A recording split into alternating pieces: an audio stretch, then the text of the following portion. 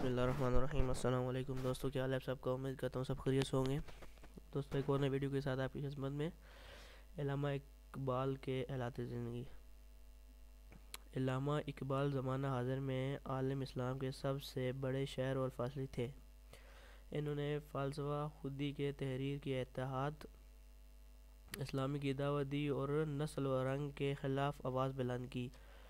علامہ اقبال 9 نومبر 1977 کو سلیکوٹ میں پیدا ہوئے۔ اسکول کی تعلیم کے بعد F A mission college Sialkot سے اور بی اے اور M A government college Lahore سے پاس کیا۔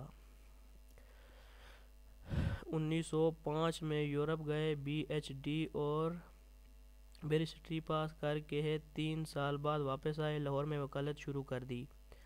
1914 میں انہوں نے اپنا فلسفہ خودی پیش کیا، پھر اسرار حوری اور مذہب خودی لکھے۔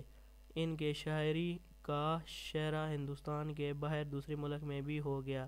بعد میں انہوں نے پیام، مشرق، دار بال، جبرائیل، جاوید نامہ اور نظموں کے 2-3 اور مجموعے شائع کیے۔ 1930 میں علامہ اقبال انڈیا مسلم لیگ کے صدر منتخب ہوئے۔ الہ آباد میں انہوں نے جو خط پڑھا، اس میں تجویز کیا کہ ہندوستان میں مسلمانوں کی ایک آزاد حکومت ہونی چاہیے، جس کے ماتحت مسلم اکثریت کے علاقے آزاد زندگی بسر کر سکیں۔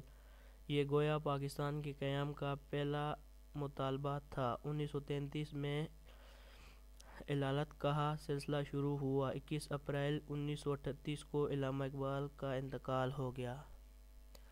امید کرتا ہوں دوستو آپ کو یہ ویڈیو پسند آئی ہوگی۔